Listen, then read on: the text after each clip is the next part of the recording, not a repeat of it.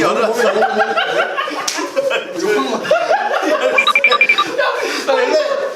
나 영상을 찼어. 됐어. 여기 어디야? 여기 어디야? 왜 아직까지 어디로? 야, 반대로 다시 돌아. 반대로 돌면 안 어지러. 반대로 돌아. 반대로 돌면 안 어지러. 반대로 돌면 아니. 아, 이거 어떡하지?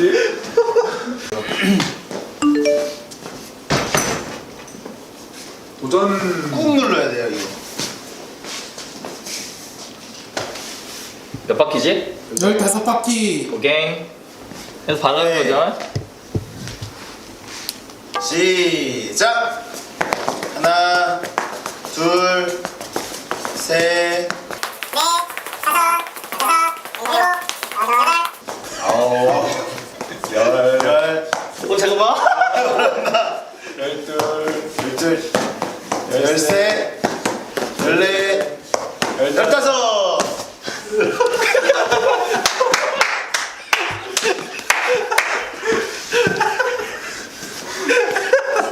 공이. 뭐야, 공이. 야, 잠깐만. 야, 이거. 야, 공이 아니야? 공이. 야, 이런 게 어딨어?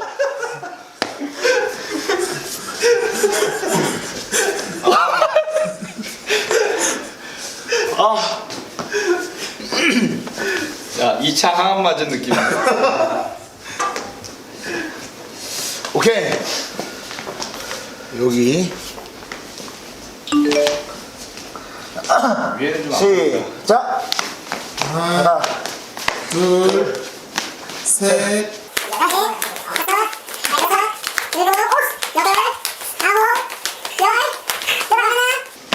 열둘, 열셋, 열넷, 열다섯.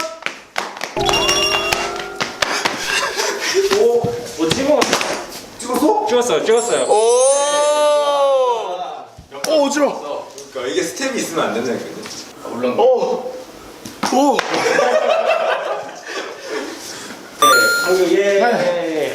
아, 이거 맞다. 팀전이지? 개인전에서 하면. 아, 근데 팀전이지? 진짜 어지러워. 와. 시작. 하나, 둘, 셋,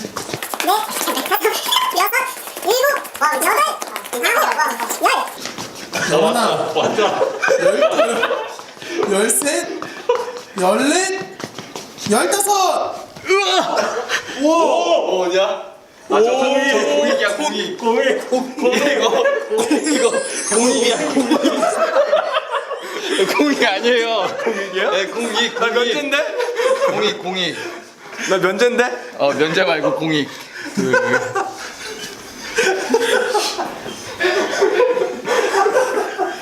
공익이야. 공이. 자, 이제 우리 아, 나내거 같은데 큰일 났네. 목사님은 이 코끼리 코도 안 돼. 돼지 코로 안 돼. 요새 잡히네? 야이씨. 15? 네. 하나, 야, 벌써 지금 둘,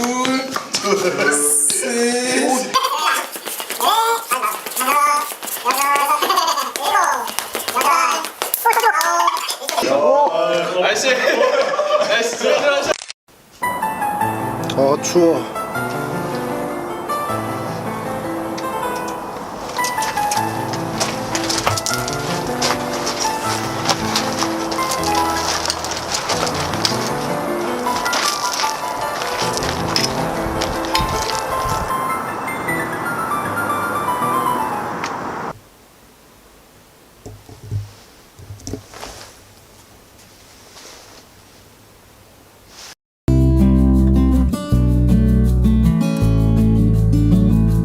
안녕하세요. 휘문 고3 별지기 백상현입니다.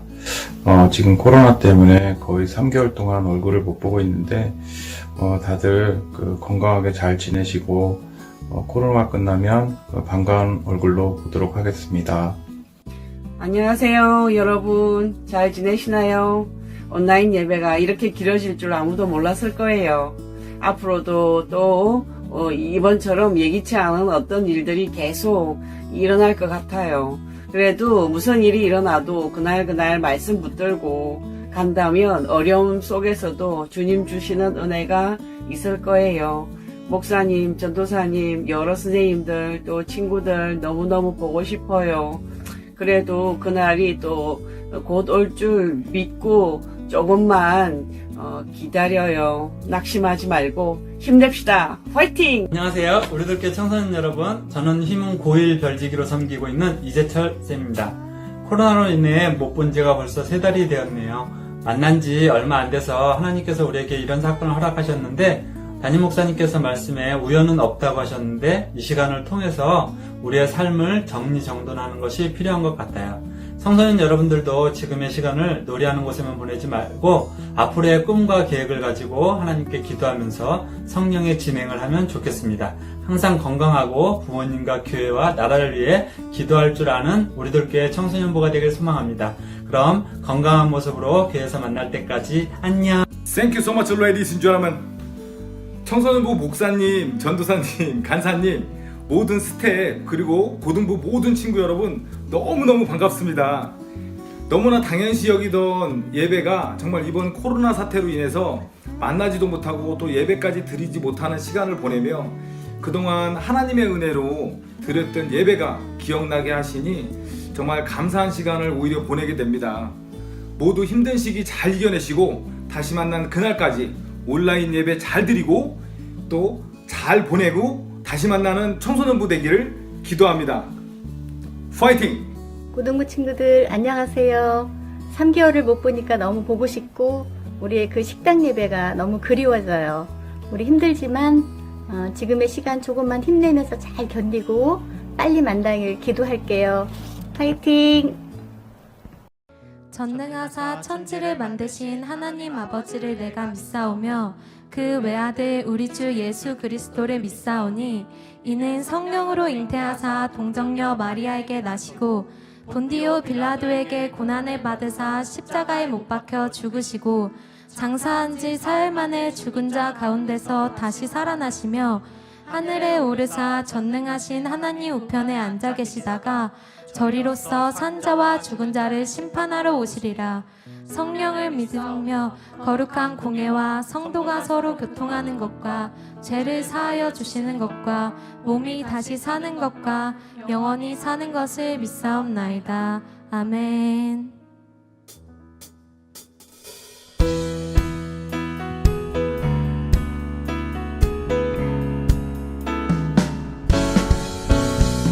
내 높이 계신 주께 영광을 돌리리. 내 영원하신 기업 또 만유해 줄게. 그 높고 높은 위여 말로 다 못해도 내 삶으로 드리고 싶어. 내 높이 계신 주께 영광을 돌리리. 감히 비교할 수 없는 지혜와 그 사랑. 그 높고 높은 위여 말로 다 못해도 내 삶으로 드리고 싶어. 높고 놀라운 주님, 내 영혼 주를 찬송하며 기뻐. 뛰겠네 높고 놀라운 주 이름, 내 영이 주를 찬송하며 기뻐. 노래해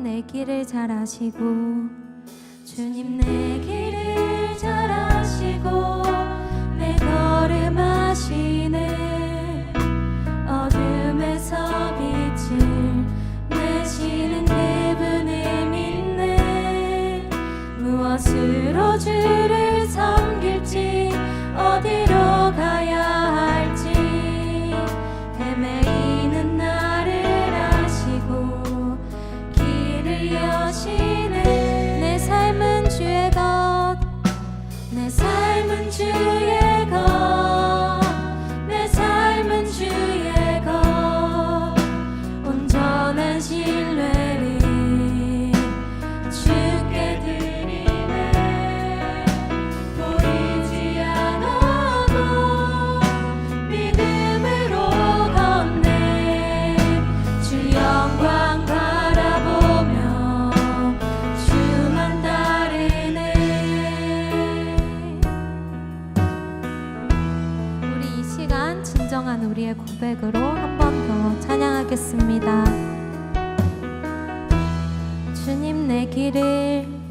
주님 내 길을 잘 아시고 내 걸음 아시네 어둠에서 빛을 내시는 그분을 믿네 무엇으로 주를 섬길지 어디로 가야 할지 헤매이는 나를 아시고 길을 여시네 내 삶은 주의 것 내 삶은 주의 것 내 삶은 주의 것 온전한 신뢰를 주께 드리네 보이지 않아도 믿음으로 걷네 주 영광 바라보며 주만 따라 내 삶은 주의 것 내 삶은 주의 것 내 삶은 주의 것 온전한 신뢰를 주께 드리네 보이지 않아도 믿음으로 걷네 주 영광 바라보며 주만 따르네 좁은 길을 따르라 승리의 주 영원한 생명 되시네 고난 중에 순종을 배워가며 너의 모든 삶 맡겨드리라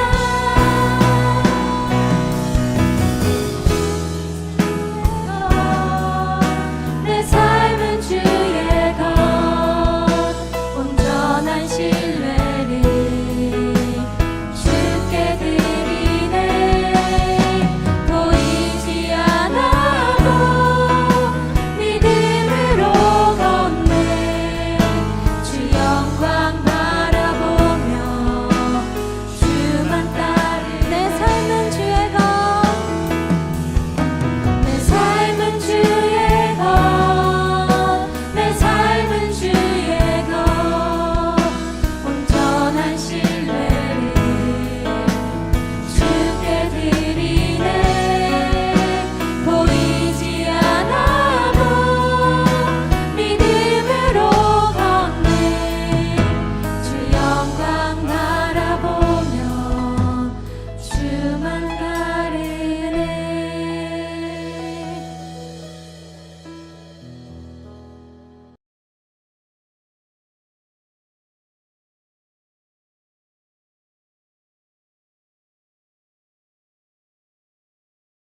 이 시간 함께 기도하길 원합니다. 청소년부 주일 예배를 위해 먼저 기도합시다. 하나님, 3개월 동안 영상 예배를 드리고 있습니다. 이 흩어짐이 성령의 흩어짐이 되도록 우리를 불쌍히 여겨 주시옵소서. 주님, 우리 친구들이 개학이 다시 연기되고 온라인 수업으로 하고 있습니다. 계속되는 온라인 수업 속에서 혼란스러움과 불안함을 느끼는데 청소년부 모든 지체들 마음을 위로하여 주시옵소서. 붙잡아 주시옵소서. 주신 이때의 여전한 방식으로 말씀과 예배의 구조 안에서 어느 때보다 오늘 주시는 말씀 앞에 순종하도록 은혜를 내려 주시옵소서. 하나님, 지금 이 시간 가정이 분열하는 시간이 아니라 가정이 회복되고 살아나서 각 가정을 성령의 정돈으로 이끌어 주시옵소서. 온 나라가 코로나19로 고통받고 있습니다. 한국 교회와 우리나라를 불쌍히 여겨 주시옵소서. 질병으로 고통받는 환우들과 수고하시는 질병관리본부 방역팀과 의료진, 구급대원들을 지켜주시고 위로하여 주시옵소서. 이 시간 이 기도 제목을 가지고 주여 한번 부르시고 함께 기도하시겠습니다. 주여. 하나님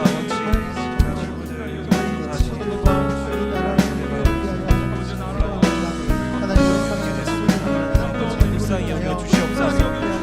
우리들에게 일어난 사건들이 하나님 포기하지 않으시고 구원의 사건이라고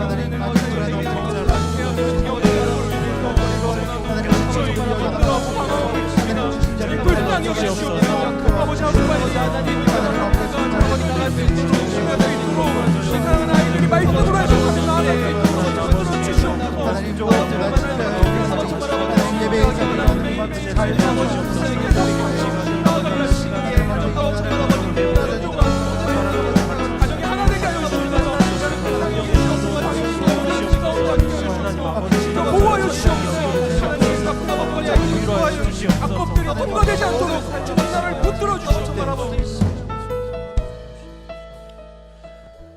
우리가 큐티를 하는 이유가 하나님이 우리에게 주셨던 구원의 사건을 기억하는 것이고 하나님이 누구이신지를 기억해야 한다고 말씀하셨는데 우리에게 일어나는 사건들이 하나님께서 우리를 포기하지 않으시고 우리가 택자임을 잊지 않도록 고난이 축복임을 깨닫고 인정하도록 우리의 믿음과 삶이 성령의 정돈으로 나아갈 수 있도록 긍휼을 베풀어 주시옵소서. 주님, 청소년부의 온 가족이 함께 예배를 드립니다. 가슴을 치며 회개하는 기회가 되어서 서로에게 상처를 줬던 말과 행동을 돌이켜 고백하는 시간이 되도록 역사하여 주시옵소서. 혈기와 무기력으로 흘려보내지 않도록 붙잡아 주시옵소서. 하나님, 이 시간 여전한 방식으로 예배를 드립니다. 이 사태가 하루빨리 진정되어서 함께 예배를 드릴 수 있도록 역사하여 주시옵소서. 건강한 모습으로 오늘 말씀을 전하시는 정지현 목사님에게 성령의 능력을 부어주시고 특별히 질병과 연약한 때를 보내시는 모든 지체들을 기억하시어 육이 무너지는 만큼 영이 세워지도록 역사하여 주시옵소서. 주님, 이번 한 주도 말씀대로 믿고 누리는 청소년부가 되도록 은혜를 덧입혀 주시옵소서. 이 모든 말씀 예수 그리스도의 이름으로 기도드립니다. 아멘.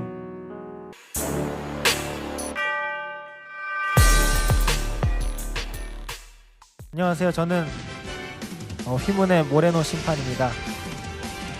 네, 그래서 옷도 그렇게 입고 머리도 그렇게 좀 만져봤습니다. 뭔지 모르시죠? 전 장희성 간사라고 하고요. 광고하도록 하겠습니다.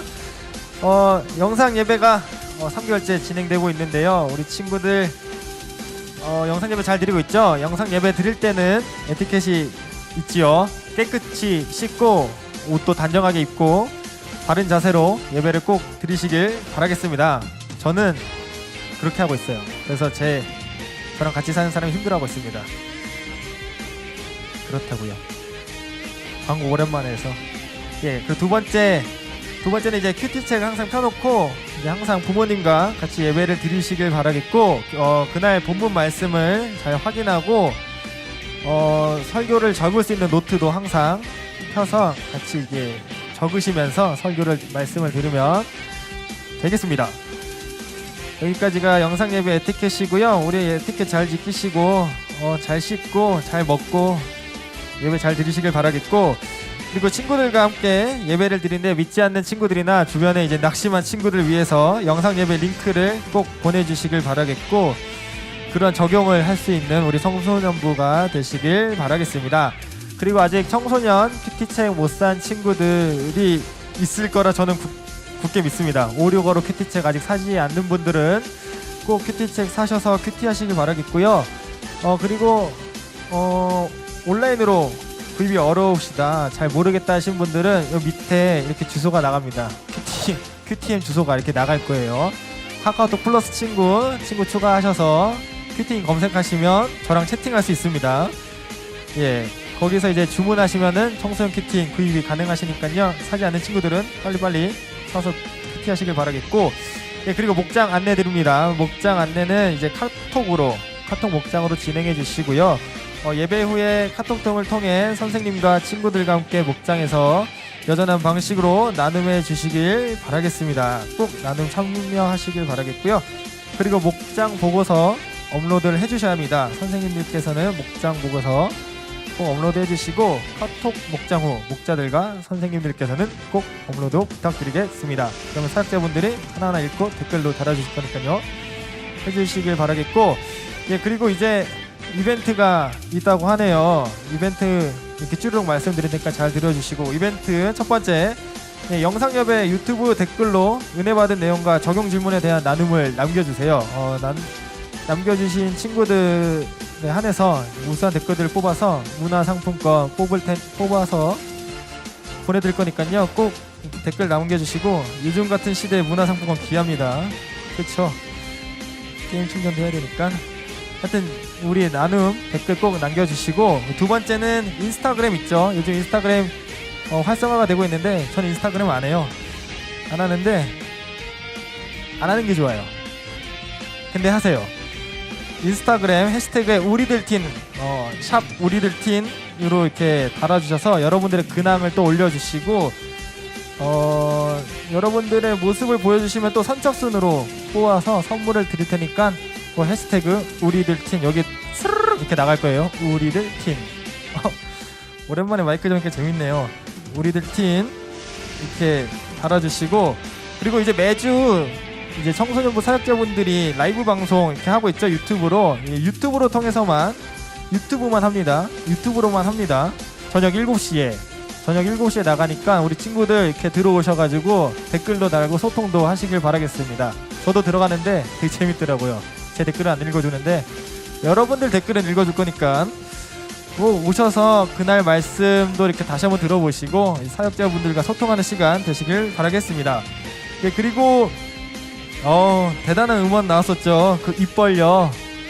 나나나나나나나나나나나나. 예, 요즘 가수인 분들 팀 뉴그 입 벌려 노래 나왔습니다. 멜론, 지니, 네이버, 기타 등등 그 음원 차트에 올라갔으니까 많이 들으시고 많이 이렇게 옆에 있는 친구들에게도 같이 전도하시면서 들려주시면 될 것 같아요.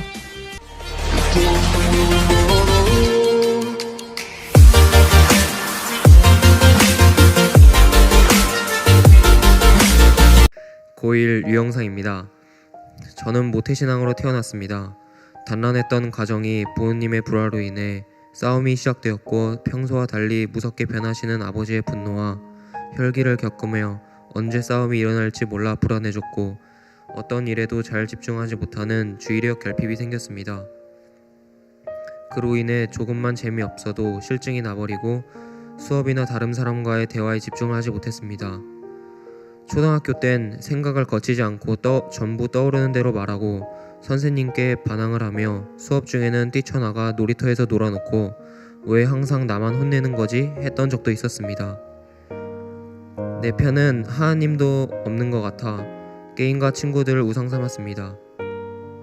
이런 저와 저희 가정을 불쌍히 여겨주셔서 10년 만에 아버지가 심한 우울증으로 인해 목장과 교회 예배를 드리는 일이 생겼습니다.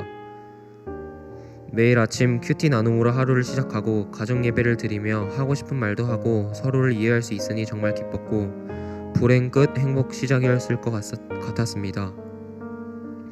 그러나 중2 사춘기가 오며 저의 반항이 시작되었고 아버지와 부딪히게 되었습니다. 아들이어서 복종해야 한다는 것이 너무 힘들었고 아버지께서 욕과 폭력을 쓰셨던 것만 기억하며 피해자인 척했습니다. 그리고 아버지와의 불화로 인한 스트레스는 연약한 동생과 어머니께 풀며 함부로 했습니다. 어려서부터 교회 공동체의 돌봄으로 여러 번 간증을 하며 믿음 있는 척 착한 척을 했지만 늘 아버지 고난을 방패 삼아 저의 행동과 말을 합리화했고 예배는 핑계를 대며 빠지고 공부는 왜 하냐 하며 학교와 밖에서는 싸움을 했습니다. 홧김에 술과 담배도 해보았고 최근 아버지와 크게 부딪히니 나만 이 집에 없으면 되겠네 하며 가출을 했고 오토바이를 타기도 했습니다. 그렇게 매일매일을 의미 없는 허세로 탕진하며 중학교 생활을 마무리 지을 때 이런 저를 작년 여름 수련회와 아웃빕스에서 하나님께서 만나주셨습니다. 제가 얼마나 인생의 목적을 모르고 무의미한 것으로 채우며 행복을 찾았는지 깨닫게 해주셨습니다. 죽음을 향해 매일 달리는 내 모습을 직면하니 하나님밖에 의지할 것이 없었고 불쌍히 여겨달라는 기도를 드리게 되었습니다. 그러니 지루하기만 했던 말씀이 들리기 시작했습니다. 그간 여러 번의 간증을 했는데 제 자신이 바뀌어서 세우신 것이 아니라 그럼에도 불구하고 저를 세워가시는 하나님의 사랑이었음을 알게 되었습니다. 그렇게 아버지가 교회에 나오길 기도했는데 변한 게 하나도 없다고 불평하고 원망했던 제가 가해자였음이 깨달아졌습니다. 늦게 공동체에 오셔서 매일 말씀으로 씨름하시며 적용하고자 노력하신 아버지께 저의 나쁜 말과 행동과 비행은 정말 고통스러우셨을 것입니다. 그래도 늘 교회 공동체에 오픈하시고 권면에 순종하시며 상담과 약도 복용하십니다. 이런 저를 위해 아버지가 얼마나 힘들게 수고를 하시는지 인정이 되니 가출한 그 다음날 아침에 아버지께 무릎을 꿇고 용서를 구하게 되었고 사랑으로 기다려주시고 품어주신 것이 하나님의 용서하심을 느껴져 눈물을 흘리며 회개하게 되었습니다. 하나님은 작년 수련회와 아웃빕스에서 제게 우리들 교회 목사님들과 같은 인생을 살고 싶다는 꿈을 주셨습니다. 그래서 구체적인 진로에 고민을 하게 되었고 지금 학생회 때에 순종을 해야 하는데 기초가 부족하고 공부 습관이 안 되어 있으며 집중력이 부족해서 절망이 되었습니다. 그동안 ADHD 약의 부작용인 식욕부진으로 키가 자라지 않을까 염려되어 약을 잘 안 먹었는데 꽤 크게 해주셨습니다. 이젠 약을 잘 먹으며 끈기를 기르기 위해 운동을 열심히 하였더니 몸에 변화가 오고 조금씩 공부 습관도 잡히게 해주시니 자신감이 생깁니다. 저번 주 말씀처럼 이 모든 일을 마음에 새겨 하나님이 제 인생에 어떤 분이신지 기억하고 패역했던 때로 돌아가지 않길 간절히 기도합니다. 제 믿음의 불씨였던 김영재 담임 목사님, 부장님들과 선생님들 무슨 일이 있을 때마다 찾아와 주시고 격려해 주시고 권면해 주시는 인생 최고의 스승님을 주심에 감사드립니다.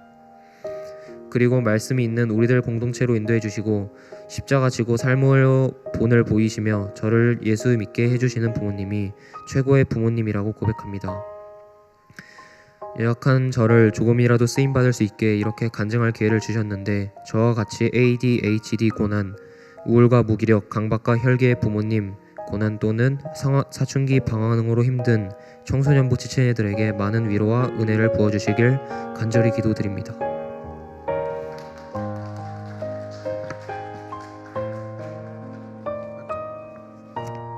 영상이가 일로 와봐. 키 진짜 많이 컸다. 깔창 꼈어? 아니요, 굽이 높아요. 아, 굽이 높아. 영상이가 간증 많이 하고 담임 목사님 설교에도 나오고 그랬는데 영상이가 목사님이랑 비슷한 게 참 많아요. 아빠가 참 힘들었던 고난이 있는데 목사님 그래도 영상이 간증 들으면서 좀 부러운 게 뭐냐면 그래도 영상이 아빠는 교회를 나오시잖아. 목장에도 가시고 약도 드시고 우리 아빠는 교회를 잘 안 나가거든. 그러니까 이제 사실은 우리 영상의 아버지가 훨씬 더 이제 하나님의 인도함을 받을 수 있는 좋은 환경에 계신 거지, 그렇지? 너가 생각했을 때도 아빠가 진짜 많이 변하신 것 같아, 안 변하신 것 같아? 많이 변하신 것 같아요. 마이크 잡고 얘기해봐. 많이 변하신 것 같아요. 많이 변하신 것 같지. 그래서 근데 이제 목사님 들으면서 재밌었던 게 우리들 교회 청소년 목사님들처럼 이제 사역자가 되고 싶다고, 살고 싶다고. 네. 그렇게 살면 안 돼. 그렇게 살면 안 되고. 저 봐봐, 최도원 전도사님 봐봐, 얼마나 진짜 지금도 인생이 그냥 중풍병자 같잖아.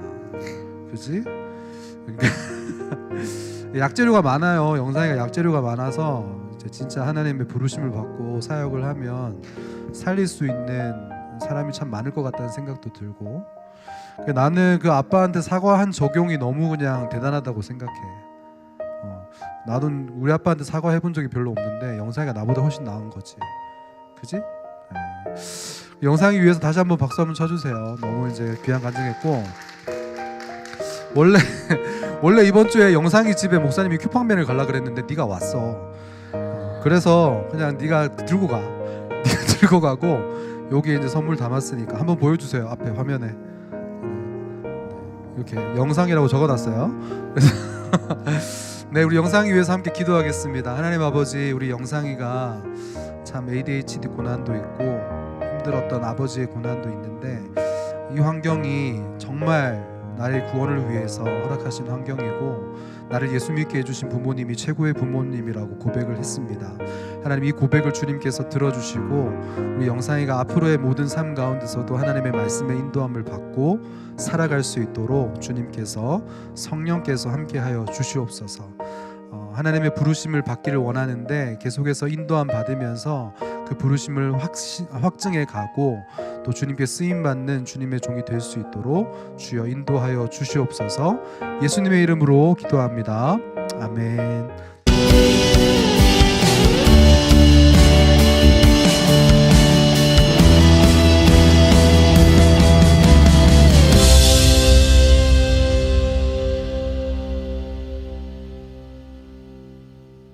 네, 오늘 말씀은 턴업, 털고 일어나라고, 턴업이에요. 본문 함께 읽겠습니다. 이사야 52장 1절부터 6절까지 말씀 함께 읽겠습니다. 시온이여 깰지어다 깰지어다 내 힘을 낼지어다 거룩한 성 예루살렘이여 내 아름다운 옷을 입을지어다 이제부터 할례받지 아니한 자와 부정한 자가 다시는 내게로 들어옴이 없을 것임이라. 너는 티끌을 털어버릴지어다 예루살렘이여 일어나 앉을지어다 사로잡힌 딸 시온이여 내 목의 줄을 스스로 풀지어다. 여호와께서 이와 같이 말씀하시되 너희가 값없이 팔렸으니 돈 없이 속량되리라. 주 여호와께서 이와 같이 말씀하시되 내 백성이 전에 애굽에 내려가서 거기에 거류하였고 아수르인은 공연히 그들을 압박하였도다. 그러므로 이제 여호와께서 말씀하시되 내 백성이 까닭없이 잡혀갔으니 내가 여기서 어떻게 하랴. 여호와께서 말씀하시되 그들을 관할하는 자들이 떠들며 내 이름을 항상 종일토록 더럽히도다. 그러므로 내 백성은 내 이름을 알리라. 그러므로 그날에는 그들이 이 말을 하는 자가 나인 줄을 알리라. 내가 여기 있느니라. 아멘. 코로나 이 바이러스가 길어지면서 이제 하루하루가 참 지쳐가는 일상이 계속되고 있는 것 같아요. 여러분들은 어떻게 지내고 있는지 궁금합니다. 마치 이제 코로나의 포로가 돼서 이제 갇혀서 사는 것 같은 기분이에요. 근데 단지 우리가 코로나 때문만은 아니고 우리가 또 각자가 또 각자의 환경에서 그 환경의 포로가 되어서 살아갈 때가 많습니다. 이 포로가 되었다는 거는 그 내가 마음대로 살 수 있는 살고 싶은 이제 그것이 박탈된 상태인 거죠. 내가 원한 대로 살고 싶은 대로 또 살 수 없는 또 그런 권리를 빼앗긴 상태를 말합니다. 내일에 대한 소망도 없고 그저 하루하루를 진짜 목줄에 매여 있는 포로 생활하는 것 같아요.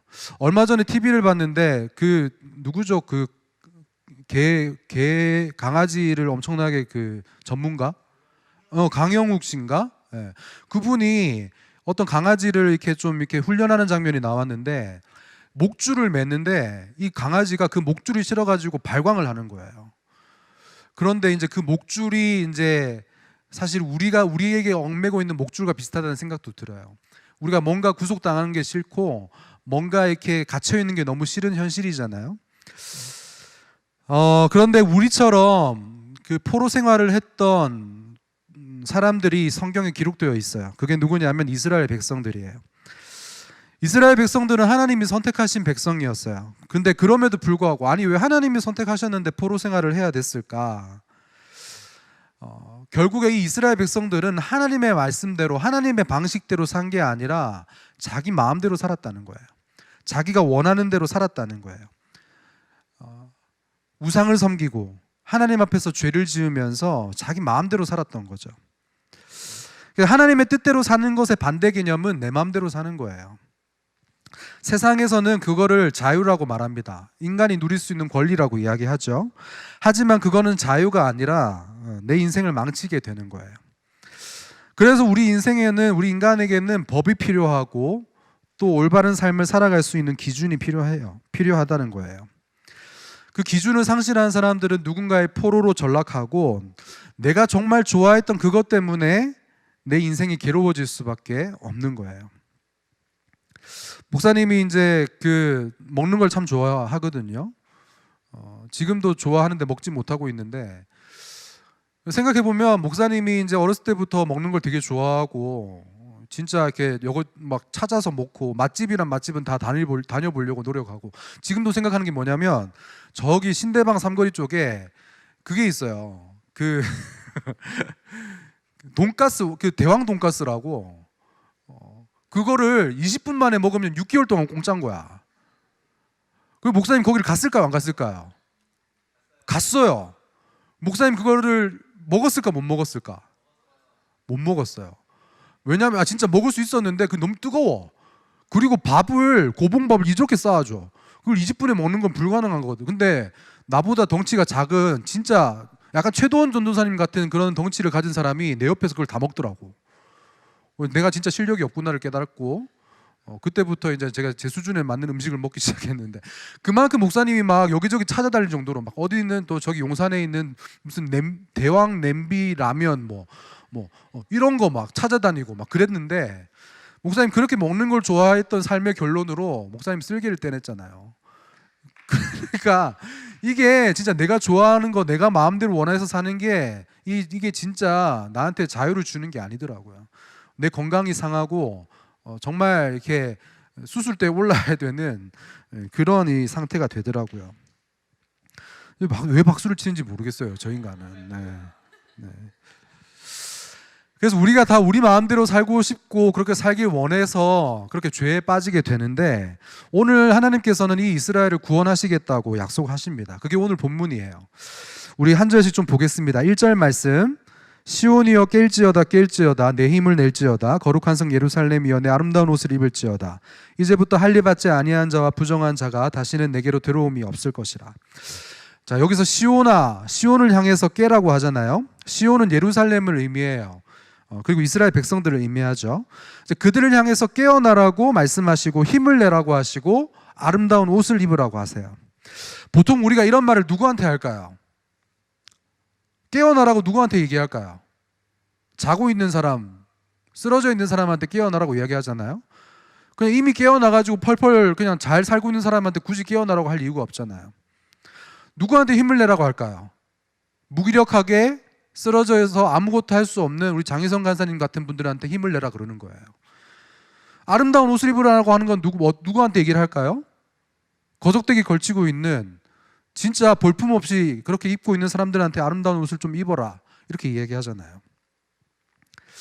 이 말은 결국 이거를 좀 자세히 생각하고 큐티를 해보면 지금 이스라엘의 상태를 알 수 있는 거예요.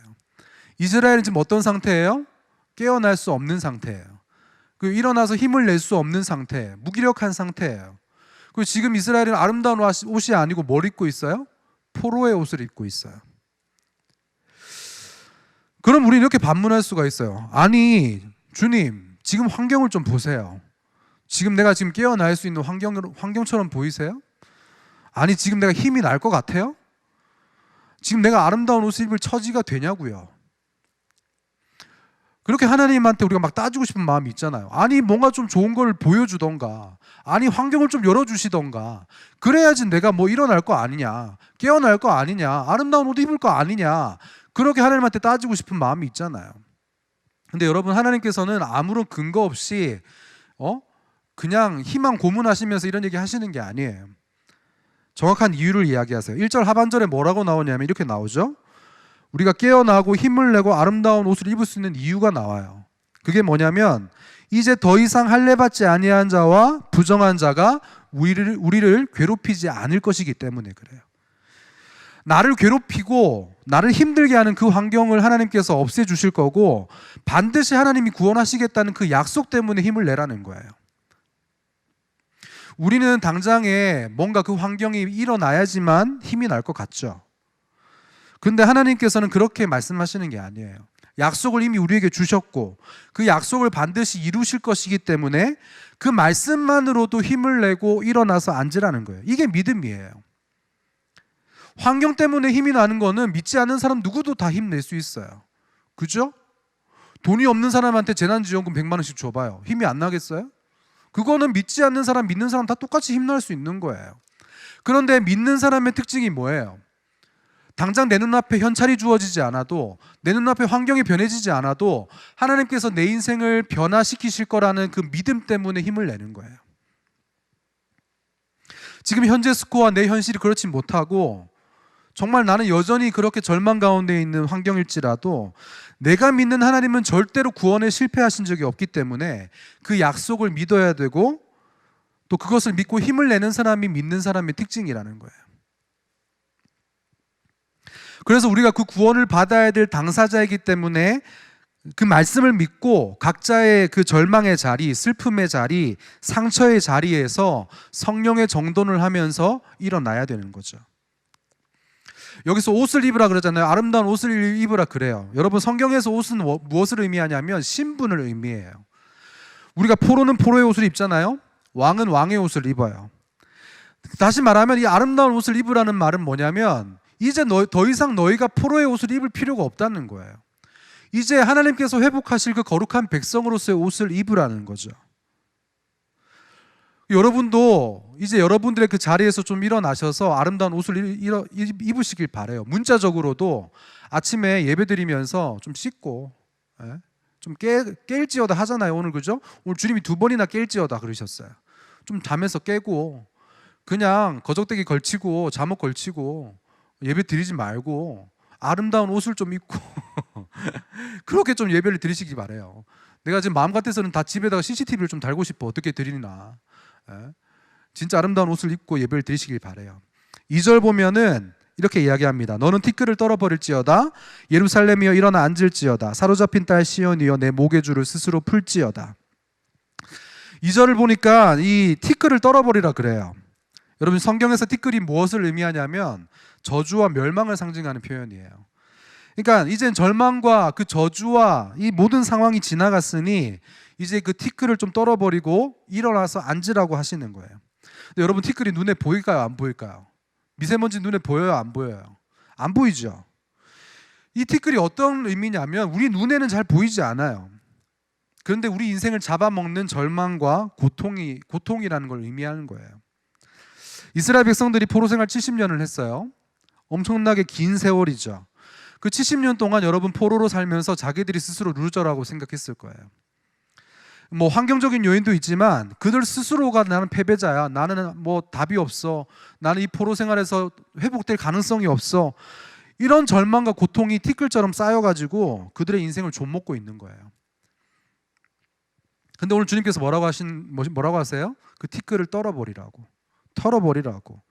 그래서 오늘 설교 본문이 턴업이에요. 털어서 일어나라고. 설교 제목 짓는데도 우리가 참 많이 힘들어요.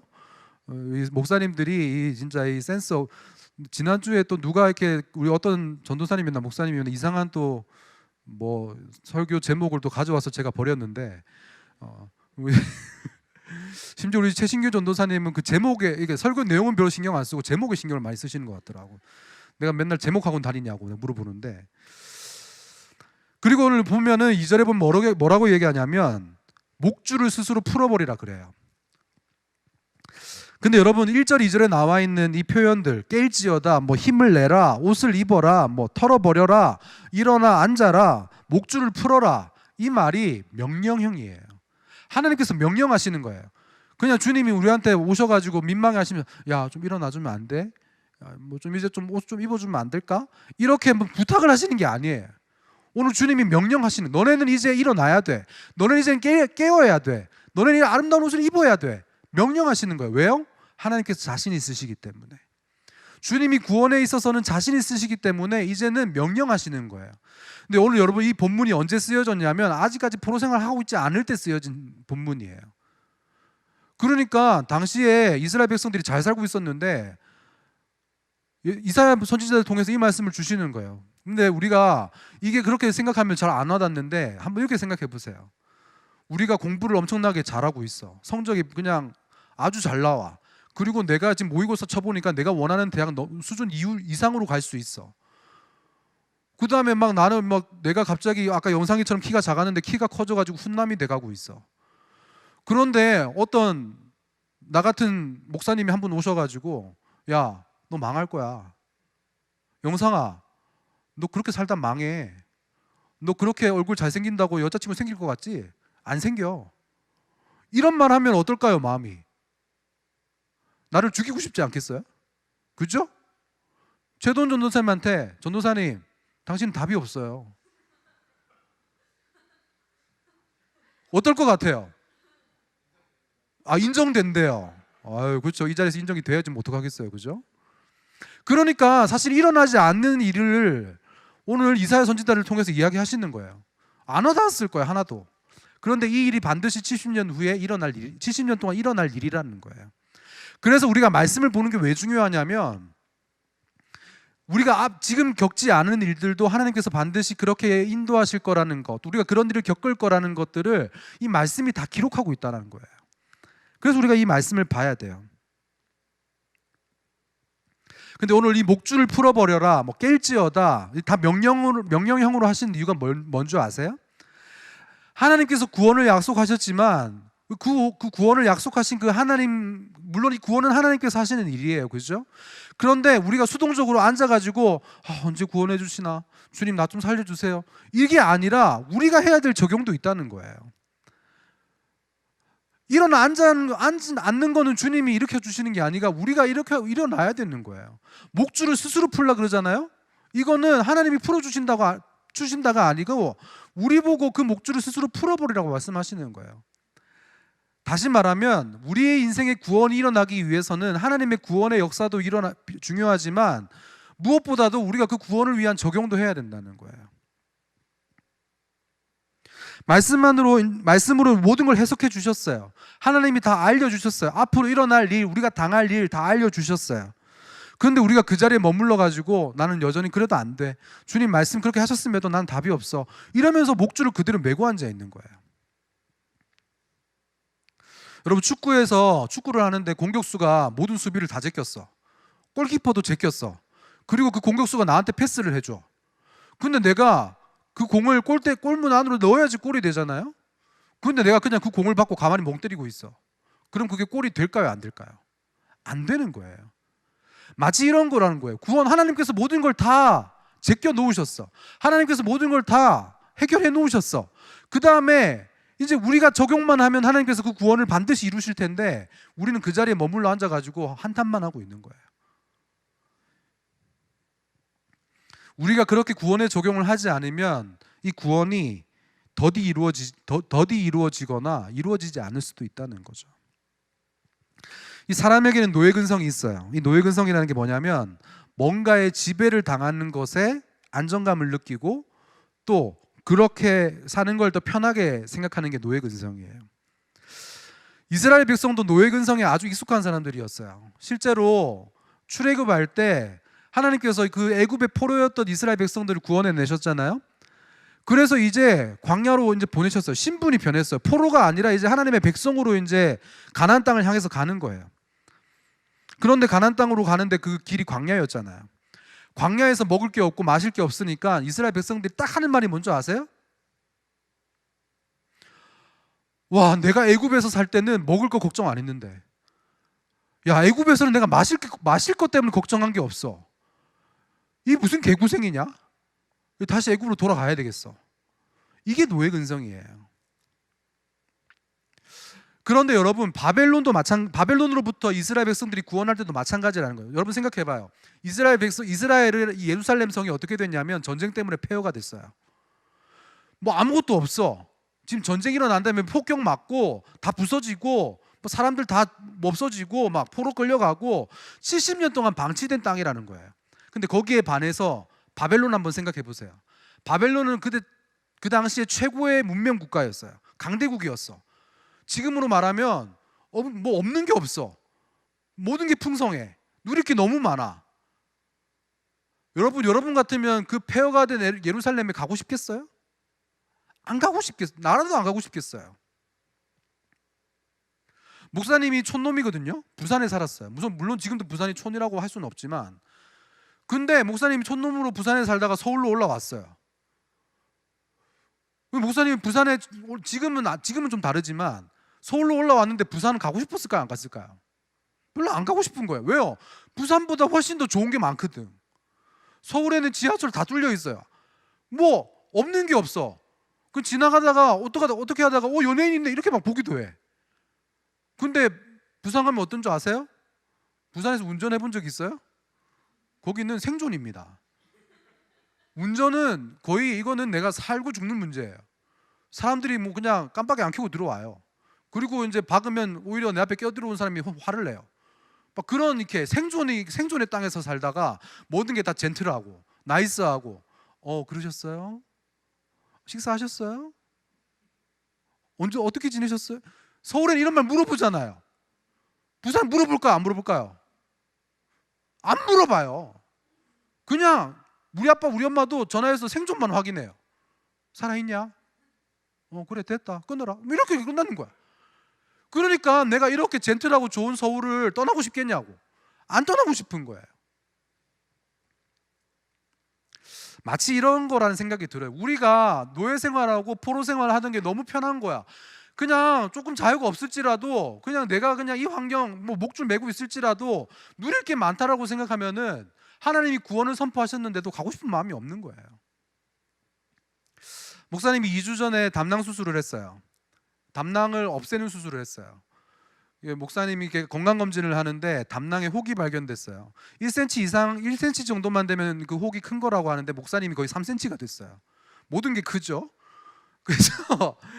그래서 그 혹을 잘라야 되는데 잘라내서 이제 검사도 하고 이게 암인지 아닌지 막 확인도 해야 된다 그러고. 그런데 이제 담낭에 있는 혹은 혹만 잘라낼 수가 없고 워낙 담낭이 작아가지고 담낭 자체를 드러내야 된다는 거예요. 그래서 목사님이 그 담낭을 자르는 수술을 했어요. 목사님 지금도 여기 막 이렇게 배가 잘린 그 흔적이 있는데, 그런데 목사님이 수술을 하고 목사님 지금도 막 아침 7시 50분에 수술실로 끌려갔어. 나는 그게 막 지금도 막 생각이 나. 내가 이렇게 병상에 누워 있고 그 침대가 막 그 의사들이 끌고 가. 난 눈을 보는데 계속 형광등이 지나다녀. 그리고 이제 수술실로 갔어. 수술실은 왜 그렇게 추워요? 진짜 추워요. 막 몸이 들들들 떨려. 그 다음에 갑자기 사람들이 내 손을 묶어. 그리고 난 다음에 이제 마취를 하는데 그때부터 이제 블랙아웃 됐죠. 뭐 기억이 잘 안 나요. 수술을 하고 난 다음에 일어났는데 목사님 이제 회복실 중환자실에 가서 누워 있는데 목사님이 진통제가 안 드는 거야, 몸에서. 진통제 주사를 놔주는데 진통제가 하나도 안 들어. 이 말이 뭐냐면 배가 잘려 있는 게 마취가 풀리면서 그 고통을 그대로 다 느낀다는 거야. 진짜 아프더라고요. 너무 아팠어요. 진짜 괴로워 죽는 줄 알았어. 그래서 목사님 거의 하루 동안은 완전 비몽사몽 가운데서 떼굴떼굴 구르면서 있었어요. 그리고 이제 그게 약이 안 드니까 2번, 3번을 진통제를 바꿔서 막 달아주더라고요. 겨우겨우 찾았어. 근데 뭐 사람이 얼마나 간사하냐면 진통제가 안 들었을 때는 제발 이 진통제만 좀 안 아프게만 좀 해달라고 막 그렇게 했는데, 진통제가 드는 순간 어떻게 사람이 생각이 바뀐 줄 아세요? 제발 먹을 것 좀 달라고. 진짜 배고픈 거야. 목사님이 담낭을 잘라냈지 뇌를 잘라낸 게 아니거든. 그러니까 먹고 싶은 마음 그대로 있는 거예요. 그런데 목사님 먹었던 게 뭐냐면 미음이야.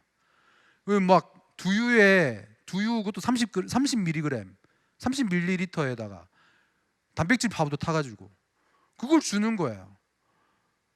근데 그거 먹고 난 다음에 미치죠. 이게 너무 배고파요. 그리고 그 일주일 동안 미음을 먹어야 된대. 일주일 동안 미음을 다 먹고 나면 그 다음부터는 죽을 먹을 수 있대. 일주일 동안 목사님이 미음을 먹으면서 죽이 엄청 사모가 되더라고. 목사님 예전에 죽 별로 안 좋아했거든요. 제발 죽만 좀 먹었으면 좋겠다. 죽을 먹었어. 만족이 됐을까요? 안 됐을까요? 떡볶이가 미친 듯이 먹고 싶은 거야. 미치겠어. 막 그냥 막 아른아른 거리고 막. 목사님 옛날에는 그 정도는 아니었는데 요즘에 네이버에 막 음식 있는 거 다 찾아보고 있어. 너무 먹고 싶은 거예요. 근데 생각해보면 여러분, 목사님이 왜 담낭 수술을 했을까? 의사 선생님이 하는 말이 뭐냐면, 이 담낭 수술하는 사람은 대부분이 그런 사람들이래요. 식습관이 안 좋은 사람들, 많이 먹는 사람들, 이런 사람들이 혹이 잘 생긴대요. 그러니까 지금까지 생각해보면 내가 내 마음대로 먹고 살아왔던 삶의 결론인 거야. 이스라엘 백성도 우상 숭배하면서 하나님 앞에 죄 지으면서 살아왔던 삶의 결론으로 70년 동안 포로 생활을 하게 된 거예요. 그럼에도 불구하고 이제 목사님이 수술을 받았다는 건 이제 회복될 일이 남았다는 거잖아요. 하나님께서 이 건강의 구원을 선포하신 거예요. 그런데 목사님이 어떤 생각이 나냐면, 옛날에 먹고 싶었던 게 계속 떠오르는 거야. 막 수술하기 전에 먹었던 삼겹살이 떠오르고, 떡볶이가 떠오르고, 내가 그걸 먹어서 이 지경이 됐는데도 불구하고 그게 떠오르는 거예요. 이게 나의 노예근성이라는 생각이 들었어요. 그리고 진짜 그 음식 때문에 사람 마음이 상해. 나는 이렇게 막 죽을 먹고 있는데 우리 딸들이 치킨 너겟을 먹고 있어. 미치겠는 거예요. 우리 마누라도 내 앞에서 오리고기를 구워 먹고 있는 거야. 마음이 상하더라고요. 그 마음이 상한 채로 교회에 왔어. 주일날 우리 이제 라이브 방송하기 전에 우리 사역자들 식사를 해야 되니까 이제 밥을 시켜 먹는데 이것들이 떡볶이를 시켜 먹는 거예요. 그것까지 괜찮아. 근데 어떤 최모 성준 목사님께서 나한테 뭐라 그래? 목사님 식사 안 하세요? 죽여버리고 싶었어요. 알면서 물어보는 거 아니야. 마음이 상하더라고요. 무릎 꿇고 들으세요 지금. 그만큼 목사님이 그 포로 생활과 노예 생활에 대한 그 관성이 남아있다는 거죠. 이스라엘 백성들도 이거에서 돌아가는 게 너무 힘들었을 거예요. 근데 여러분, 오늘 우리의 구원이라는 게, 이 구원의 적용이란 그래서 쉬운 게 아니라는 거예요. 내가 하고 싶었던 삶을 반대로 사는 게 우리가 적용이라고 그러잖아요. 이 적용이라는 게 너무 어렵기 때문에 하나님의 도우심이 필요한 거예요. 그래서 저는 우리 여러분들이, 우리 친구들이 난 변하는 게 없어, 인생이 힘들어. 근데 하나님께서 이미 구원을 선포하셨음에도 불구하고 우리가 거기에, 어떻게 보면 거기에 숨어 있는 거죠. 그 뒤에 숨어가지고 계속 스스로 목줄을 메고 앉아 있는 거예요. 이 적용을 못하는 것 때문에 우리 구원이 더디 안 일어나는 거죠.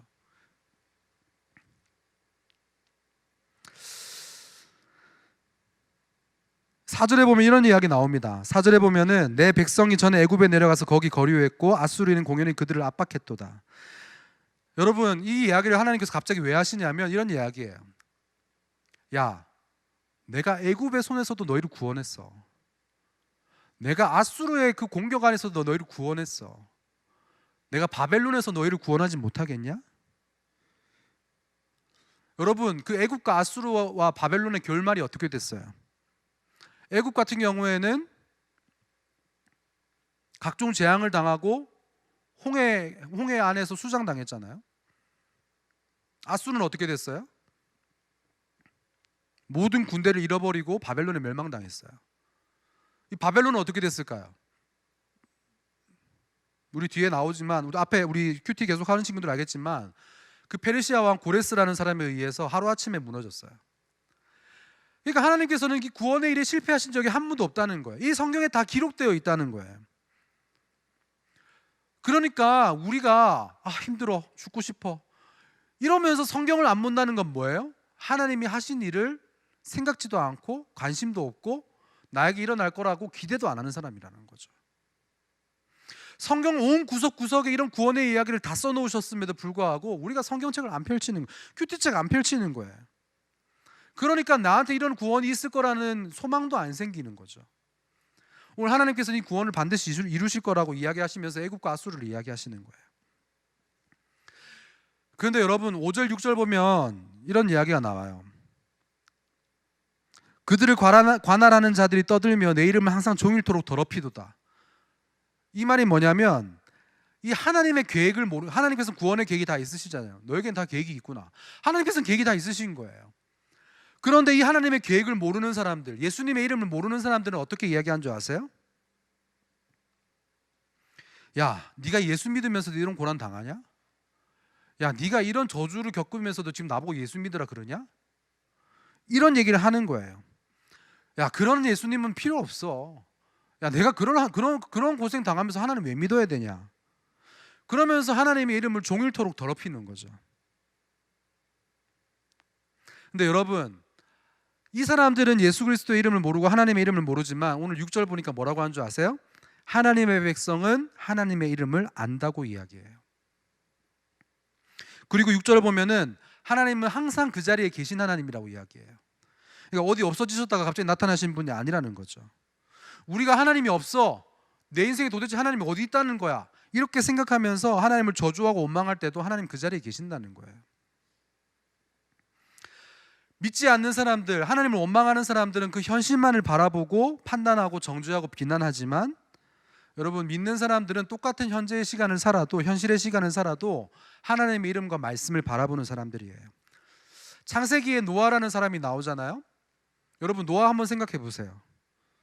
비가 하나도 안 오는데 하나님께서 말씀하셨다는 그 이유 하나 때문에 산 중턱에다가 방주를 짓기 시작해요. 사람들은 욕을 하죠. 야, 지금 비도 안 오는데 게다가 지금 배를 산에다 만드는 게 말이 되냐? 엄청나게 욕을 해요. 근데 이 하나님 말씀을 들었던 노아는 묵묵하게 이 방주를 지어요. 근데 진짜 하나님의 말씀대로 하늘에 구멍이 뚫린 것처럼 비가 쏟아 내려지는 거야. 산까지 물이 차버렸어. 그때서야 사람들이 몰려와가지고 방주문 두들면서 살려달라고 하잖아요. 현실의 삶에서 하나님의 구원이 당장 이루어지지 않더라도 하나님께서는 그 구원을 반드시 이루실 거라는 믿음이 있어야 된다는 거죠.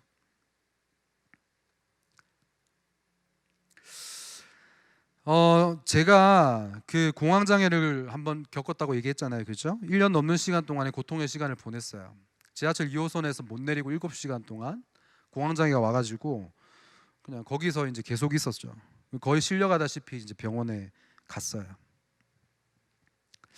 오늘 말씀처럼 깨어날 힘도, 정말 일어나 앉을 힘도 전혀 없었을 때였어요. 하루에도 몇 번씩 발작이 오고 막 호흡에 곤란이 오고, 여러분, 숨 쉬는 게 당연한 게 아니더라고요. 진짜 숨 쉬는 게 힘들었어요. 차라리 죽었으면 좋겠다, 막 이런 생각이 들 정도로 처음에 원망 진짜 많이 했어요. 오늘 이렇게 하나님의 이름을 더럽히는 사람처럼, 아니 사역자를 불러놓고 공황장애가 웬 말이냐고, 뭐 더 이상 사역하지 말라는 거냐, 대인기피까지 생겼는데 목사가 사람 못 만나는 게 말이 되냐, 이런 생각이 들었어요. 근데 여러분, 목사님이 이렇게 되니까 목사님이 말씀이 사모가 되더라고요. 그때 당시에 목사님이 요한계시록 설교를 하고 계셨는데 요한계시록 진짜 어렵거든요. 목사님이 요한계시록 담임 목사님 설교 들으면서도 처음에는 어려우니까 잘 안 듣게 되더라고요. 그런데 목사님이 딱 공황장애를 겪으니까 그 요한계시록 말씀이 너무너무 잘 들려. 그게 다 나한테 주시는 말씀이야. 근데 목사님이 그 말씀을 통해서 뭘 깨달았냐면, 내 속에 있는 이 사단의 권세가 또아리 틀고 있어가지고 하나님의 나라가 임할 수가 없다는 거예요. 그 말씀이 딱 들리면서 목사님이 지금 그때 당하고 있었던 공황장애가 해석이 됐어요. 내가 하나님의 이름이 아니고 내 이름 때문에 살았구나. 그 이름 때문에 사단의 권세가 내 속에 또아리를 틀었구나. 이게 해석이 되면서 목사님이 이게 있어야 될 일이고, 이게 하나님께서 나를 죽으라고 주시는 일이 아니고 살아나라고 주시는 거구나. 이걸 깨닫게 됐어요. 지금 목사님이 그 공황장애가 이제 조금은 이제 줄어들어, 완전히 없어진 건 아니에요. 지금도 가끔 가다가 막 호흡이 가빠질 때가 있어요. 그런데도 불구하고 목사님이 이게 이제 해석이 되니까 이제 약재료로 쓸 수 있는 거예요. 우리 청소년 친구들 중에서도 공황장애 있는 친구들이 목사님한테 연락 많이 와요. 그리고 어디 목사님이 다른 집회 나가서도 이 이야기를 하면 항상 집회 마치고 난 다음에 목사님한테 적어도 한두 명씩은 찾아와요. 자기도 그런 증상이 있다고. 결론적으로는 이 공황장애의 사건이 목사님에게는 하나님의 이름이 알려지는 사건이었어요. 그리고 그 하나님의 이름을 절할 수 있는 사건이었어요. 내 인생에 하나님의 계획 안에 있다는 걸 알게 되는 사건이었다는 거죠. 여러분은 어떠세요? 어떤 포로의 생활을 하고 계십니까? 그 가운데 하나님이 없다고 생각하고 있지는 않으세요? 원망하고 저주하고 있지는 않으세요?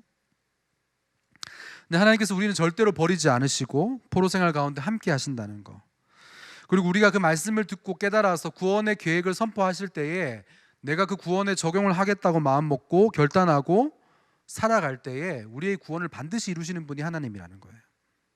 그리고 그 구원의 일을 통해서 우리에게 하나님의 이름을 알게 하시고 또 전하게 하신다는 거죠.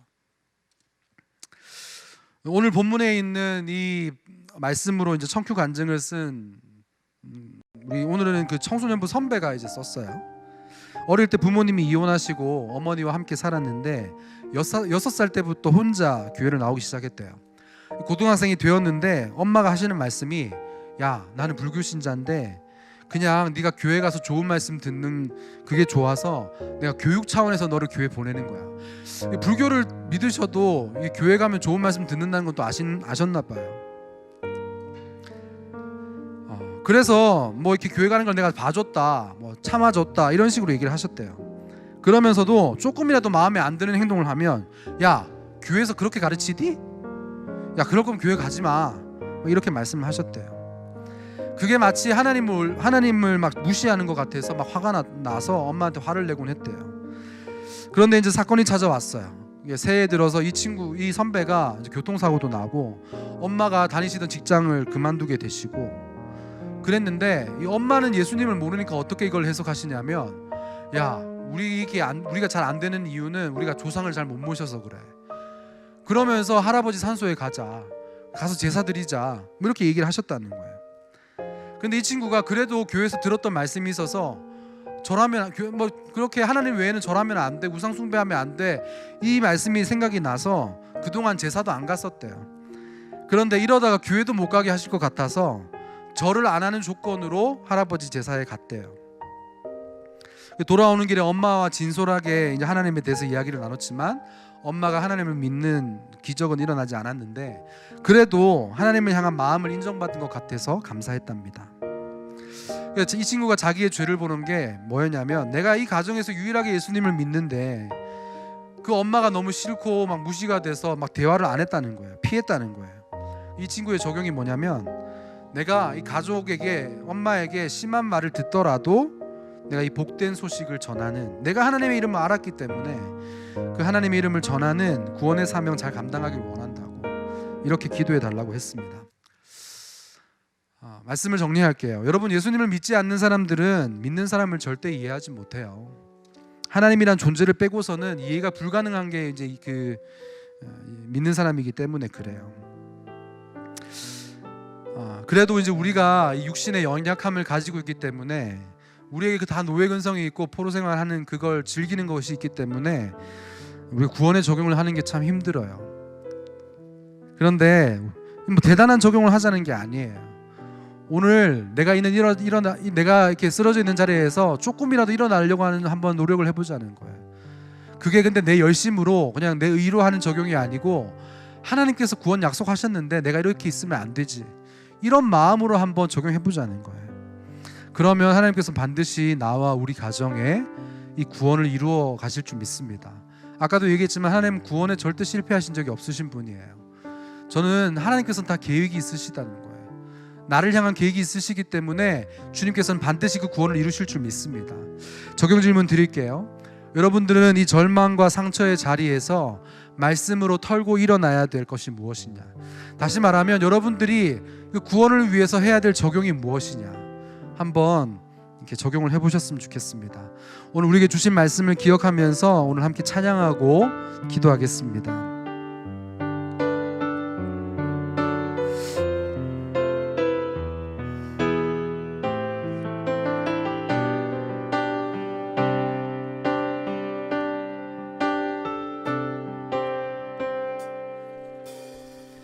내 앞에 주어진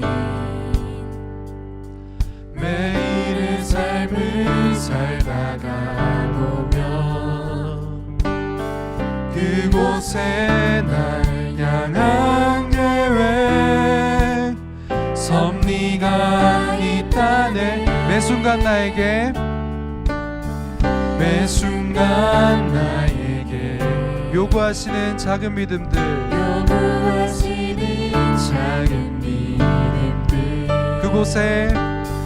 그곳에 날 향한 계획 섭리가 있다네. 지금 여기 계시며 지금 계시며 말씀해 주시는 하나님, 내 삶에 역사하시는 신실한 나의 하나님, 지금 여기 계시며 지금 여기 계시며 말씀해 주시는 하나님, 내 삶에 역사하시는 신실한 나의 하나님. 우리 다시 한번 지금 여기 계시며 지금 여기 계시며 말씀해 주시는 하나님, 내 삶에 역사하시는 신실한 나의 하나님을 찬양해. 이 시간 함께 기도했으면 좋겠습니다. 오늘 여러분 어떤 절망의 자리에 앉아 계세요? 깨어날 힘이 없고 일어날 힘이 없고 정말 그렇게 털고 일어날 힘이 없는 우리의 연약함의 자리가 있지 않습니까? 오늘 하나님께서 힘을 내라고 하시는 게 단지 그냥 응원하시는 게 아니에요. 오늘 하나님께서 반드시 구원을 이루실 것이기 때문에 그 구원에 합당한 삶의 태도를 가지라는 거예요. 오늘 우리는 여전히 바벨론 포로가 너무 좋고 그냥 누리는 것이 너무 좋아서 이 적용을 하는 게 너무 힘들고 이 구원을 기대하고 사모하면서도 그 구원의 삶을 살기 힘들어하는 게 있어요. 하나님, 오늘 우리에게 일어날 힘을 달라고 기도합시다. 오늘 이 구원이 확실한 것 때문에 내가 털고 일어날 수 있는 그 적용을 할 수 있는 우리가 되어지게 달라고 기도합시다. 그렇게 하실 때 하나님께서 반드시 구원을 이루실 것이라고 약속하셨는데, 하나님 우리에게도 이 구원이 이루어지는 그 역사가 우리의 눈으로 보는 일들이 일어나게 해달라고, 우리의 가정을 불쌍히 여기시고 우리를 불쌍히 여기셔서 이 구원을 경험한 우리가 되어지게 해달라고 다 같이 주님 한번 크게 부르고 기도하시겠습니다. 주여, 하나님 아버지 감사합니다. 오늘 이 말씀을 통하여서 하나님 털고 일어나야 될 것이 있다고 말씀하시고, 아버지 하나님 적용해야 될 것들이 있다고 말씀하십니다. 아버지, 우리 하나님 보호생활을 하는 것이 너무 좋고 아버지 누릴 것이 너무 좋아서 일어날 힘이 없고 일어나고 싶지도 않은 우리의 마음들이 있음을 고백합니다. 아버지 하나님, 우리를 불쌍히 여겨주시고 오늘 하나님께서 구원을 약속하신 그 구원을 인하여서 아버지 하나님 주님의 구원을 사모하는 우리가 될 수 있도록 아버지 하나님 구원을 주시옵소서. 하나님, 그래서 우리에게 반드시 이루시는 구원의 역사가 아버지 일어나는 역사가 일어날 수 있도록 도와주시옵소서. 주님, 그 구원을 향하여서 우리가 바라보며 주님의 이름을 우리에게 알려주시고 아버지 하나님 주님의 전하는 사명으로 인도하여 주시기 원합니다. 아버지 하나님, 우리의 삶 가운데 주인이 되어주시고 아버지 하나님 역사하여 주시고 인도하여 주시옵소서.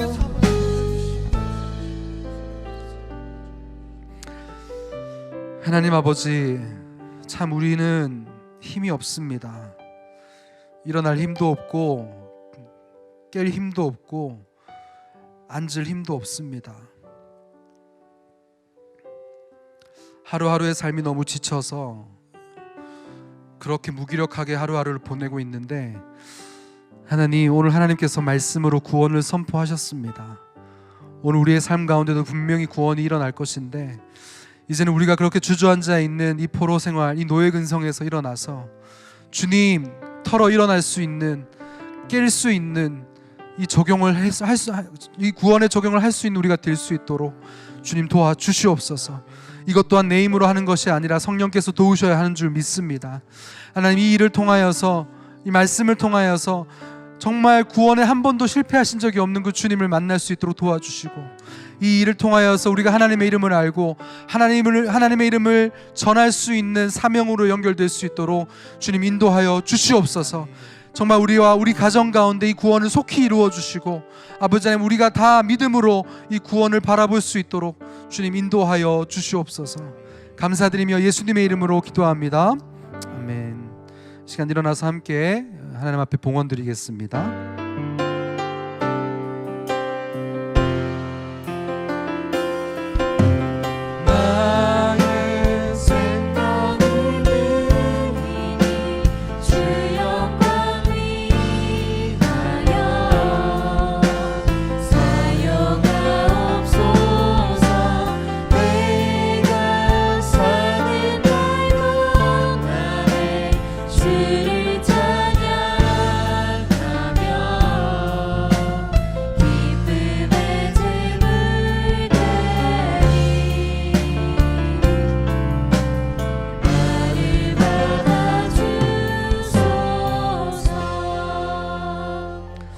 하나님 아버지, 우리에게 주신 그 구원의 약속을 기쁨으로 받아들이며 자그마한 이 구원의 적용으로 주님 앞에 예물을 드렸습니다. 이 예물이 사용되어지는 곳에 주님께서 기름 부어 주시고 우리의 학업과 모든 실기와 프로젝트 가운데 기름 부어 주시옵소서.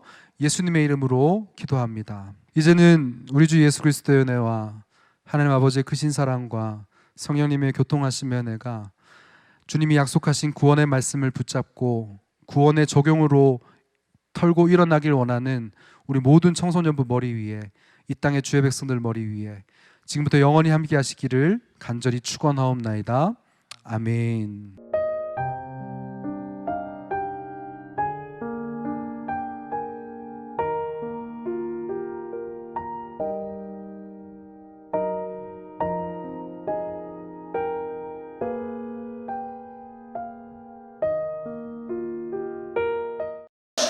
날씨 빼서 주무시면 안 돼요. 이제 대리운전 불러주세요. 네, 대리운전 저기 있어요. 대리운전. 정말. 야, 이거 못 찍은 사람 처음 봤나? 어디냐 여기? 여기요? 여기 찍으면 돼요. 이게 하루 노예. 하루. 다시. 엔지. 아 어지러워 진짜. 어지러워. 진짜 어지러워. 이거 근데 진짜 나 어떡하지? 야외 지침. 기권이에요. 기권. 아니면 5바퀴 그냥 도시고 5바퀴? 네 5바퀴. 오 지금 너무 어지럽네. 그럼 해봐야 돼. 벌써 지금 10바퀴 벌써 10바퀴 돈 것 같은데? 15바퀴 도는 거 아니야 그러면? 12바퀴 돌지 않았나? 하나 하나, 넷, 다섯. 야, 하루 노예다. 우리 상수는 밑으로 들어가면 되겠다. 하루 노예예요. 정말 좋네. 아 어지러워. 머리 너무 아프다. 지훈아, 물 있거든? 물 갖고 와봐. 상수야, 여기 지훈이 간다. 여기 일 좀 시켜라. 새거 임마, 새거.